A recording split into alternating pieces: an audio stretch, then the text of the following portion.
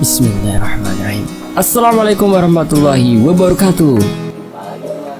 Kali ini saya akan membawakan sebuah kisah karya dari Afrian 015. Penulis tersebut adalah menceritakan tentang pengalaman pribadinya mengekos di suatu daerah di ibu kota negara ini. Seperti apa kisah serunya? Cari tahu selengkapnya di video ini ya. Tapi sebelum kita masuk ke kisahnya, biasa, mari kita berdoa dulu ya. Bismillahirrahmanirrahim. Allahumma sholli ala sayyidina Muhammad sallallahu alaihi wasallam. Oke teman-teman, kita masuk ke ceritanya.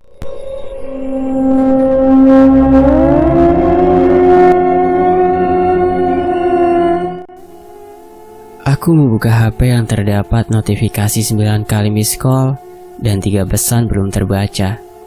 Lalu, aku buka salah satu pesan yang baru saja masuk yang isi pesan itu ternyata dari Mbak Ega dan menyuruhku untuk pulang karena nenek telah meninggal dunia. Ya, seperti yang kalian duga. Memang saat aku berangkat untuk menempa ilmu di kota ini, nenekku telah menderita sakit. Pernah dirawat di kota ini juga selama 3 bulan di rumah sakit JH. Kemudian diperbolehkan untuk pulang, tapi dalam keadaan yang belum sembuh total. Kemudian di kota asalku kembali dirawat di rumah sakit Islam. Dan saat aku tinggal, beliau sudah terbaring lemas dan hanya memberi isyarat sebagai komunikasinya. Sempat ada rasa tidak enak saat aku meninggalkan nenek untuk pergi kuliah. Dan ternyata benar apa yang aku takutkan. Nenek meninggalkanku berselang 4 hari setelah aku pergi ke kota ini. Ya memang aku kuliah karena nenek yang menyuruh. Ya memang dasarnya nenek lebih mementingkan pendidikan. Membaca pesan dari Mbak Ega itu, aku langsung bergegas berpamitan pada dosen untuk izin pulang dikarenakan hal tersebut. Dan dosen pun mengizinkan. Aku langsung menuju parkiran kampus untuk mengambil motorku dan langsung kupacu motor dengan kecepatan tinggi. Berharap aku dapat lebih cepat sampai di rumah, yang kalau dihitung jarak dari kota ini sampai ke rumahku membutuhkan waktu 2 jam. Sengaja aku tidak kembali ke kos dan memilih langsung menuju ke rumahku. Pikiranku udah tidak karuan. Pikiranku kembali mengingat masa-masa saat aku bersama nenekku.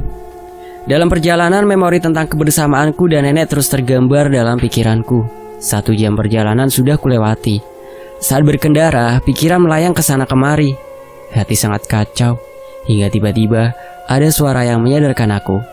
Tin, bom, bom. Suara mobil dan bus mengagetkanku dan menyadarkanku dari lamunan pikiran yang melayang. Tanpa aku sadari laju motorku sudah tidak di jalur semestinya. Dan aku sudah berada di jalur yang salah, yaitu lawan arah. Spontan langsung ku banting setir buat balik ke jalur semestinya. Dan ku hentikan motorku sebentar untuk menenangkan pikiranku.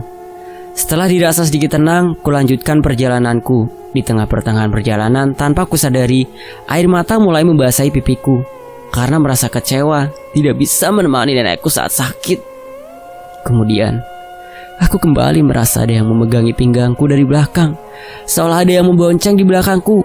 Dan setelah itu aku mendengar suara yang sudah aku kenal. Sudahlah Yan, ikhlaskan kepergian nenekmu. Itu sudah jalan yang digariskan oleh Tuhan. Suara Lita terdengar di telingaku. Tak, kamu mengikutiku, jawabku sambil menahan tangis kehilangan sosok yang aku sayang. Sudah, gak usah dipikirkan. Aku sengaja mengikutimu karena aku khawatir denganmu. Dan betul saja kan, hampir saja kamu celaka tadi. Apakah ini yang kamu maksud tempo hari dengan hari yang berat yang akan kuhadapi? Iya Yan, inilah kejadian yang harus kamu terima. Kamu kehilangan sosok yang sangat berarti di hidupmu. Tanpa terasa air mataku terasa mengucur lebih deras. Kenapa kamu tidak menjelaskan sejak awal? Supaya aku bisa pulang lebih awal dan bisa menemani nenekku hingga akhir hayatnya. Membeberkan takdir yang belum jelas terjadi bukan hal yang harus kuberitahu.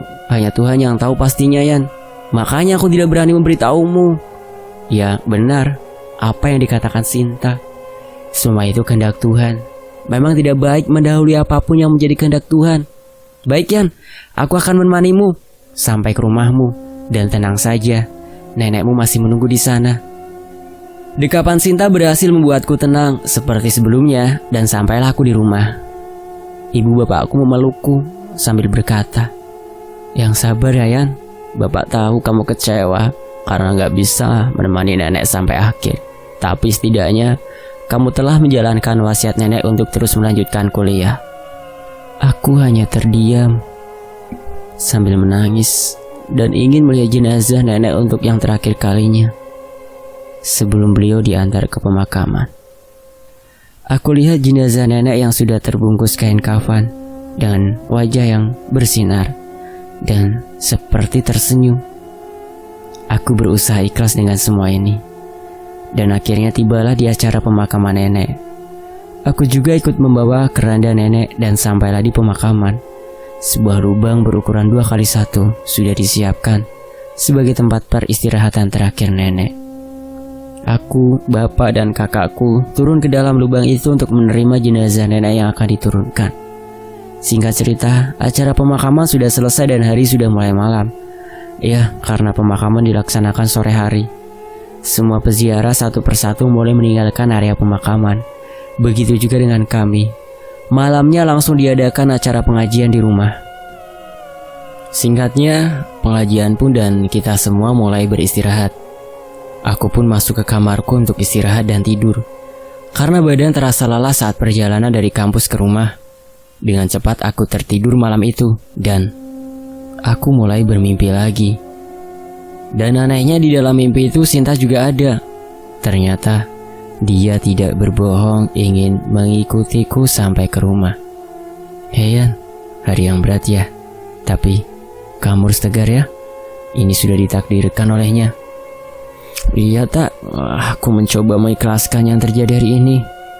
Hal yang sudah menjadi kehendaknya ya memang harus terjadi. Kita sebagai makhluknya hanya bisa menurut. Aku mencoba untuk lebih dewasa menyikapi takdir Tuhan. Iya sip, itu baru yang namanya cowok. Oh iya, aku mau mengajakmu ke sebuah tempat untuk bertemu seseorang. Mau kemana tak? Sudah, ikut saja. Sekarang tutup matamu. Aku turuti perintah Sinta. Aku tutup mataku dan Sinta meraih tanganku. Lalu tiba-tiba aku merasakan hembusan angin yang menerpa wajah dan tubuhku. Rasa nyaman kembali kurasakan akibat hembusan angin itu. Setelah beberapa saat, hembusan angin itu berhenti dan Sinta menyuruhku untuk membuka mataku. Aku sedikit terkejut karena lokasi saat aku membuka mata berubah. Yang tadinya berada di sekitar rumah sekarang berubah. Aku dan Sinta berada di sebuah taman yang sangat asri. Rerumputan membentang di mana-mana. Aliran sungai yang mengalir jernih. Kupu-kupu dan burung seakan menarik ke sana kemari. Sungguh, pemandangan yang sangat indah. Suka Yan dengan pemandangan ini? Sinta bertanya sambil tersenyum. Indah sekali tak. Ini kita di mana? Yuk ikut sebentar. Sesuai yang aku bilang, ada seseorang yang ingin bertemu denganmu. Tanpa menjawab pertanyaanku, dia menggandeng tanganku dan mengajakku sebuah tempat. Mau kemana lagi kita sekarang? Nanti kamu juga tahu. Yuk jalan Yan. Sambil bergandengan kita berdua menyusuri jalan setapak di taman itu sambil melihat sekitar. Dalam menyusuri jalan itu, kita tidak ngobrol karena aku sangat asik melihat pemandangan sekitar. Hingga aku melupakan rasa duka yang hari ini aku alami. Setelah menyusuri jalan setapak, tiba-tiba Sinta menghentikan langkahnya. Ada apa tak? Kenapa tiba-tiba berhenti?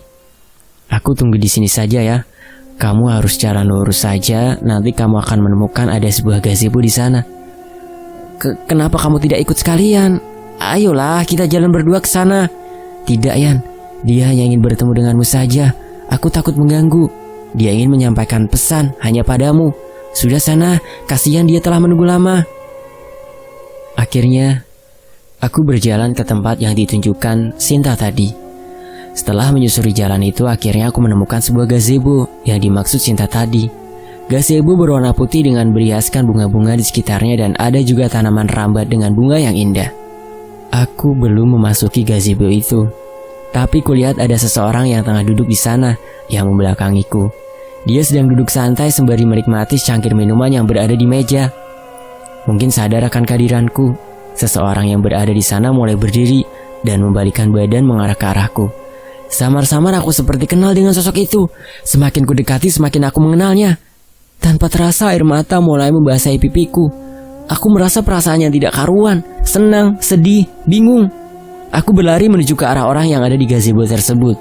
Setelah sampai di sana, aku langsung memeluk dan menangis jadinya di sana. Ya, yang ku temui adalah nenekku dengan keadaannya sudah sehat, dengan dandanan yang cantik, baju putih dan jilbab putih, membuat kesan lebih anggun.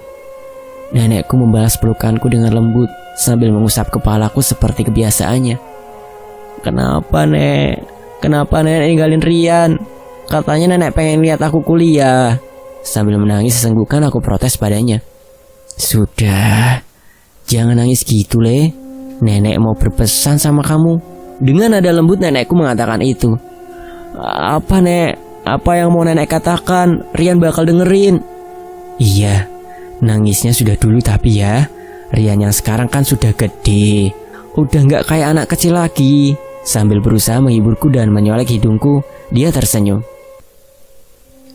Aku berusaha menghentikan tangisku. Karena nenek belum sempat berpamitan denganmu, makanya saat ini nenek mau berpamitan dan menitip pesan. Jaga orang tuamu. Turuti semua yang mereka perintahkan. Sayangi mereka selagi mereka ada di dekatmu, Le. Simba pingin kamu jadi anak soleh dan kamu harus ikhlas dengan nenek pergi. Oh iya, kamu punya teman baru ya, cewek yang mengantarmu kemari. Ya walau beda alam, tapi nenek pikir gak masalah lah. Kelihatannya dia baik kok.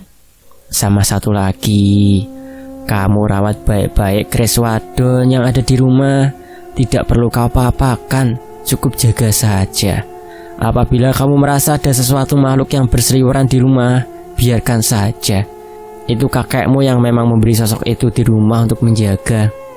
Iya, Nek, akan aku turuti semua pesan nenek. Sambil senggukan aku menjawab. Nek, bolehkah aku sedikit lebih lama di sini? Aku masih pengen bareng sama nenek. Iya, sini, kita duduk dulu di sana.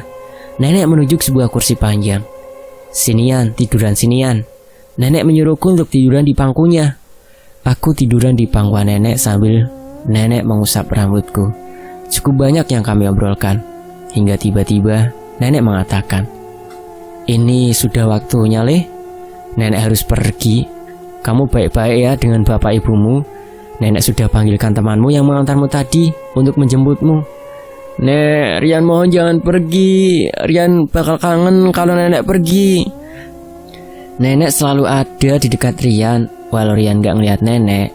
Sudah nenek pergi dulu ya. Itu temanmu sudah datang. Tak terasa aku kembali menangis. Yan, ayo pergi, biarkan nenekmu pergi. Kamu harus turuti apa yang nenekmu bilang tadi.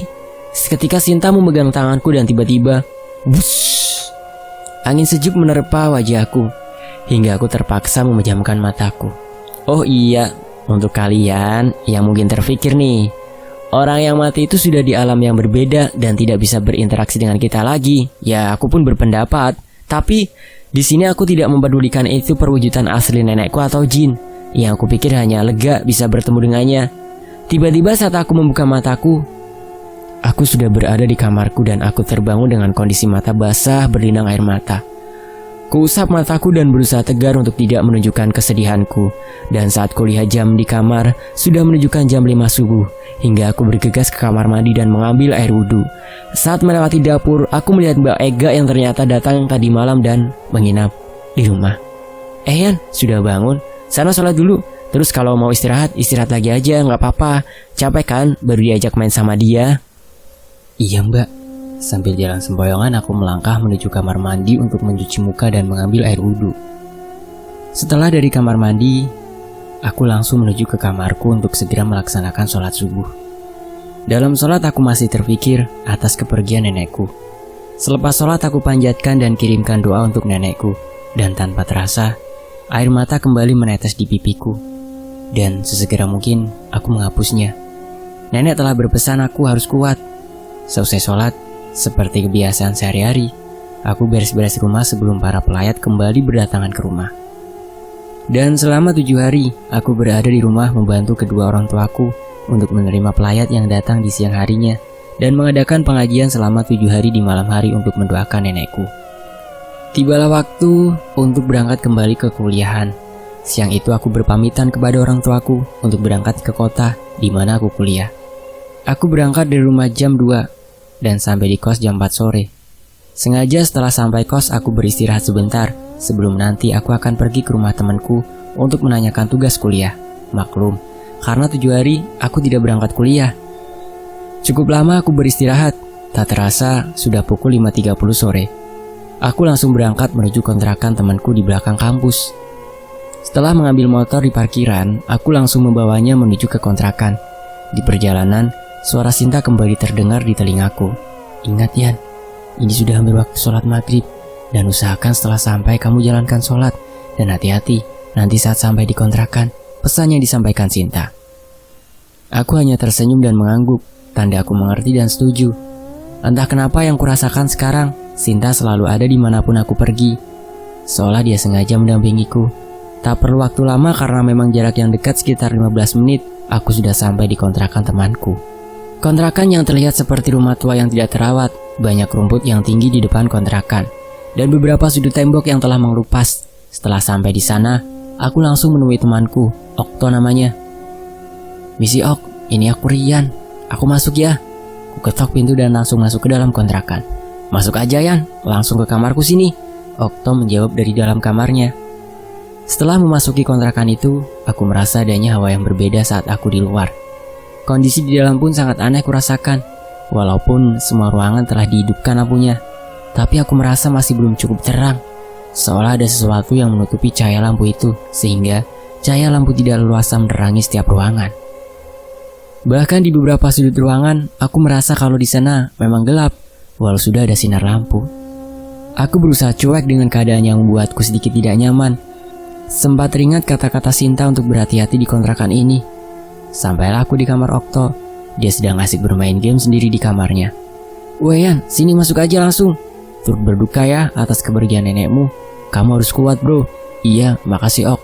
Sebisa mungkin aku ikhlas kok. Iya, gimana kemarin ada tugas apa aja di kampus? Gak banyak sih, soalnya masih awal masuk kan. Oh iya, kemarin juga kita disuruh bentuk kelompok untuk tugas multimedia, membuat video iklan durasi 5 menit. Kebetulan kita satu kelompok. Dan untuk tugas lain, kamu nyontek aja lah. Ini punyaku, gak apa-apa. Wah, beruntung sekali aku. Untung satu kelompok denganmu. Jadi gampang ngobrolnya. Soalnya belum banyak yang ku kenal di sana. Oh ya, makasih juga ya. Aku boleh nyontek. Iya, santai aja bro. Lagian, kamu kan belum ikut pelajaran. Jadi mungkin agak bingung. Jadi biar cepet dan gak banyak tanya. Lagi malas ngajarin gue. Asik main game nih. Iya deh iya. Oh iya. Oke, aku numpang sholat ya. Aku belum sholat soalnya. Iya sana gak apa-apa. Sholat aja di situ. Oke, makasih Ok. Numpang kamar mandi dulu ya buat wudu. Okto dan aku memang berbeda keyakinan. Tapi dia sama sekali tidak merasa keberatan kalau kamarnya aku gunakan untuk sholat. Aku langsung menuju ke kamar mandi. Kembali aku harus merasakan hawa yang aneh. Sampai di kamar mandi, semua masih normal, tidak ada kejadian aneh. Sesampainya di kamar mandi, aku langsung mengambil air wudhu. Di sini aku mulai merasakan hal yang aneh. Bulu kuduk tiba-tiba berdiri. Saat sedang berwudu, aku merasakan ada bau yang aneh. Aku mencium bau seperti orang sedang membakar sesuatu. Aku masih berpikir positif. Mungkin itu bau dari tetangga sebelah yang sedang membakar ubi atau singkong. Aku coba terus menepis pikiran negatif yang berseliweran di kepalaku. Setelah selesai aku berwudu, aku kembali ke kamar Okto. Nah, tadi aku lupa jelasin. Dari kamar Okto menuju kamar mandi, aku harus melewati sebuah lorong yang memisahkan ruang tengah dengan dapur. Dan posisi kamar mandi ada di kiri dapur. Saat aku berjalan dari kamar mandi melewati dapur, aku mulai memasuki lorong yang memang harus aku lewati untuk ke kamar Okto. Setelah memasuki lorong beberapa langkah, aku mendengar suara. Duk, duk, duk. Aku berhenti dan melihat sekeliling, berusaha mencari dari mana asal suara itu. Tapi tidak aku temui sesuatu yang mungkin bisa jadi sumber dari suara tadi. Lalu kembali aku melanjutkan langkah untuk ke kamar Okto, dan suara itu pun terdengar lebih jelas dan dibarengi dengan bau bakaran yang kembali tercium lebih kuat. Aku pusatkan dan berusaha fokus indera pendengaranku sambil terus melangkah maju menuju kamar. Akhirnya, aku baru menyadari ternyata suara itu berasal di langit-langit rumah. Kembali bulu kuduk mulai merinding. Pikiran negatif yang tadinya bisa aku tepis sekarang tidak bisa sama sekali. Aku langsung berlari menuju kamar Okto. Dan sesampainya di kamar, Okto merasa keheranan dengan tampangku. Loh Yan, kenapa mukamu gitu? Kayak habis lihat apa aja loh. Okto keheranan lihat tampangku. Gak apa-apa kok, takut kehabisan waktu sholat aja, makanya aku lari. Aku berusaha menyembunyikan rasa takutku. Oh ya udah, aku keluar bentar ya, mau cari makan. Kamu mau titip gak? Wih, kok malah mau keluar sih? Oh lagi tak temenin kok. Lah aku lapar J, wes mau titip gak kamu? Enggak lah Ok, nanti makan di kos aja.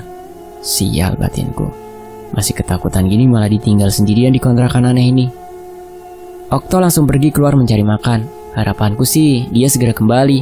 Aku takutnya ada gangguan lain lagi. Setelah Okto keluar, aku menjalankan sholat maghribku. Dan saat sholat aku mendengar suara pintu depan terbuka. Nah, pikirku Okto pasti udah pulang. Plong rasa di hatiku. Walau masih keadaan sholat, aku tetap was-was waktu itu. Tapi anehnya, suara itu tak kunjung ditutup lagi. Soalnya tidak terdengar suara pintu tertutup. Dan tiba-tiba, suara itu terdengar lagi. Duk duk duk duk duk duk. Diikutin bau sesuatu yang dibakar tadi.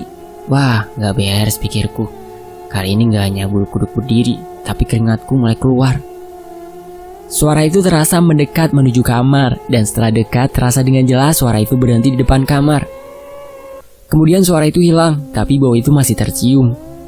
Aku masih mencoba untuk tetap fokus sholat. Sampai saat di tahiyat akhir, gangguan itu semakin berat. Terdengar suara yang cukup keras dari pintu kamar. Brak brak brak brak. Terdengar suara pintu yang didobrak dari luar kamar. Padahal pintu tidak dikunci. Pikiranku semakin negatif. Itu pasti bukan orang. Okto pun pasti tidak akan seperti itu. Sampai sholatku pun selesai, suara itu masih terdengar. Aku berusaha membaca ayat kursi, berharap gangguan ini berakhir. Dan beberapa saat setelah aku membaca ayat kursi, suara dobrakan di pintu itu berhenti. Dan aku merasa bersyukur. Kupikir selesai sudah gangguan ini. Sambil membereskan tempat selesai sholat, aku bermain HP sambil menunggu Okto pulang. Sesekali aku melihat sekeliling kamar Okto sambil mengamati. Sampai pandanganku tertuju pada jendela kamar Okto di sebelah kiri kamar yang kalau kita buka jendela itu akan terhubung dengan garasi rumah. Anehnya jendela itu udah dicat, hanya bagian atas ventilasi kaca yang tidak dicat. Tiba-tiba, aku fokus dengan ventilasi kaca itu. Ada yang menarik perhatianku. Ada sebuah bungkusan atau kain putih yang terlihat dari dalam kamar, tapi hanya sebagian saja. Setelah aku perhatikan, ternyata benda itu mulai bergerak ke atas dan semakin jelas aku melihat pasti kalau itu sebuah kain putih yang diikat di ujungnya seperti permen sugus zaman dulu. Dan ternyata itu adalah hampir seperti itu perwujudannya, hanya saja yang aku jumpai dari balik jendela. Seketika aku menunduk ketakutan sambil memanggil Sinta untuk menolongku. Tidak seperti biasanya, Sinta sama sekali tidak meresponku. Entah kenapa, tapi tidak ada tanda-tanda dia akan datang. Sial, kenapa kamu tidak menolongku tak? Katanya kamu mau menemaniku. Sewotku dalam hati karena dia tak kunjung datang. Tanpa pikir panjang, aku langsung keluar kamar Okto dan berencana untuk langsung pulang ke kos. Aku buka pintu kamar dan aku langsung menuju ruang depan untuk keluar. Dan tiba-tiba, Okto sudah ada di ruang depan dan berjalan mendekatiku. Okto, aku pulang dulu ya. Ada sesuatu mendadak. Berusaha aku mencari alasan. Dengan pandangan kosong dia menjawabnya. Oh ya Ok, ini tugasmu aku bawa dulu ya. Biar aku contek di kos aja. Tadi jawaban dari dia. Dan dia hanya berlalu berjalan melewatiku. Aneh bener tuh anak. Kenapa ya? Pikirku dalam hati. Langsung aku keluar dari kontrakan itu. Dan ku nyalakan motorku, langsung aku pergi dari sana. Dan di jalan tiba-tiba suara Sinta terdengar di telingaku. Maaf Yan, aku tadi tidak bisa menolongmu. Level dia lebih tinggi dariku, hingga aku tidak mungkin bisa melawannya. Sinta memohon maaf padaku. Bukannya semua makhluk itu sama aja tak? Tidak Yan, di duniaku berbeda. Sosok itu lebih tua dariku, dan dia juga lebih kuat dariku. Dan mungkin dia juga penunggu asli rumah itu. Makanya aku tidak bisa melawannya. Ya sudahlah kalau gitu. Dengan nada kesal aku menjawabnya. Maaf, sepertinya kamu marah. Tapi sungguh, aku sebenarnya ingin menolongmu. Tapi, aku tidak lebih kuat dari sosok itu. Sambil ngobrol dari hati, tibalah aku di gang depan masuk kontrakan. Di sana aku melihat Okto baru berjalan masuk lewat gang sambil membawa makanan yang dia beli. Loh tak, kok Okto baru pulang dari beli makanan? Terus tadi yang aku pamit di kontrakan siapa? Kurasa tadi yang di kontrakan salah satu penunggu di sana Yan. Makanya dari awal aku sudah memperingatkan untuk hati-hati di sana. Tapi walaupun aku melewati Okto saat itu, aku tidak menggubrisnya. Tetap ku bawa motorku kencang supaya cepat sampai kos. Aku juga sempat mendengar Okto memanggilku, tapi tetap ku biarkan. Aku masih trauma dengan kejadian tadi dan aku kembali meminta pada Sinta untuk menemuiku di dalam mimpi. Ada beberapa pertanyaan yang ingin aku tanyakan padanya dan dia menyetujuinya. Gimana perasaan teman-teman nih kalau ngekos di daerah orang, terus di kos itu ditemenin sama dia? Berani nggak? Kalau saya sih pikir-pikir dulu. Oke, cari tahu ya di bagian apa yang lebih serunya lagi. Masih ada kelanjutannya, masih panjang. Apresiasi setinggi-tingginya buat Mas Rian ya, yang udah nyeritain pengalaman pribadinya yang horor di Kaskus itu. Admin undur diri dan wassalamualaikum warahmatullahi wabarakatuh. Sampai jumpa di bagian berikutnya. Makasih teman-teman.